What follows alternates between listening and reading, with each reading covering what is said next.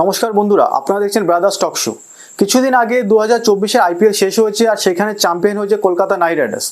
কিন্তু Kolkata night Riders champion হলেও সমস্ত ক্রেডিট গৌতম গম্ভীরকে দেওয়া হচ্ছে। এটা শুনে আমি কেন গৌতম গম্ভীরও সন্তুষ্ট নয়, কারণ সে নিজেও জানে একটা 6 যেমন একটা ওয়ার্ল্ড কাপ এনে দেয়নি, তেমন একটা মেন্টর এসে একটা আইপিএল ট্রফি জেতাতে পারে না। আমরা সবাই জানি গৌতম গম্ভীর আলাদা মাইন্ডসেটের মানুষ, আলাদা পার্সোনালিটির মানুষ। সে এই ধরনের একার কৃতিত্ব সে নেবে না, কারণ cricket all about team game. Say already সংবাদ মাধ্যমে তার স্টেটমেন্ট দিয়েই দিয়েছে যে এই ক্রেডিট শুধু আমার নয়, সমস্ত টিমের। হয়তো গৌতম গম্ভীর মেন্টর হিসেবে কলকাতায় আসায় একটু চেঞ্জেস হয়েছে, মানে গত সিজনে যে প্রবলেমগুলো ছিল হয়তো একটু একটু সলভ করেছে, বা খেলার ধরন পাল্টেছে, বা প্লেয়ার কিছু যারা মিস ছিল সেম জায়গায় সেই ধরনের প্লেয়ার নিয়ে এসছে। কিছু কিছু চেঞ্জ, যেমন সুনীল নারিকে ওপেন করিয়েছে, ফিল সল্টের মধ্যে একটা বিধ্বংসী উইকেট কিপার প্লাস ফরেনার একটা ব্যাটসম্যান নিয়ে এসছে, মিচেল স্টার্ককে নিয়েছে, 2 ওভার প্রথম করবে, লাস্টে 2 ওভার করবে, প্লাস আঙ্গিশ রঘুবংশী থেকে শুরু করে বৈভব আরোরা, হর্ষিত রানা, বরুণ চক্রবর্তী, এই সবাই পুরোটা টিম গেম যদি দেখা যায়।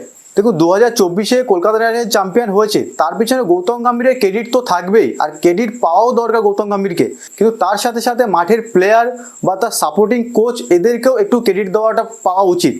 যেমন যদি সাপোর্টিভ স্টাফ থেকে দেখা যায়, অভিষেক নায়ার যে scouting team, head coach Chandrakant Pandit, plus bowling coach Bharat Arun. আর যদি প্লেয়ারের দিক থেকে দেখা যায়, ফার্স্ট নাম যেটা আমার আসে ভেঙ্কটেশ আয়ার।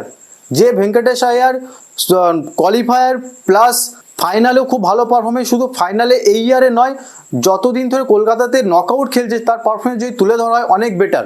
তাছাড়া বলিংয়ে দেখতে গেলে হর্ষিত রানা, বৈভব আরোরা, যে মিচেল স্টার্ক এত প্রাইস ট্যাগ নিয়ে এসছে, সেখানে হয়তো কোথাও হর্ষিত রানা, বৈভব আরোরা একটু হারিয়ে গেছিলো, কিন্তু তাদের পারফরমেন্স অনেকটাই বেটার।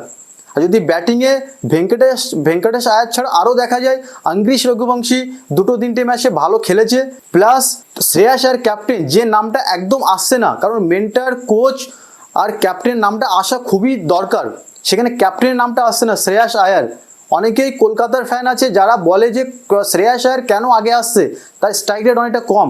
কিন্তু যদি দেখা যায় শ্রেয়াস আয়ারের স্ট্রাইক রেট কিন্তু খুব খারাপ নয়, আর সে ম্যাচ ফিনিশ করে দিয়ে যাচ্ছে, আর ভালোই খেলছে, 400+ রান করেছে, প্লাস 140 স্ট্রাইক রেট আছে।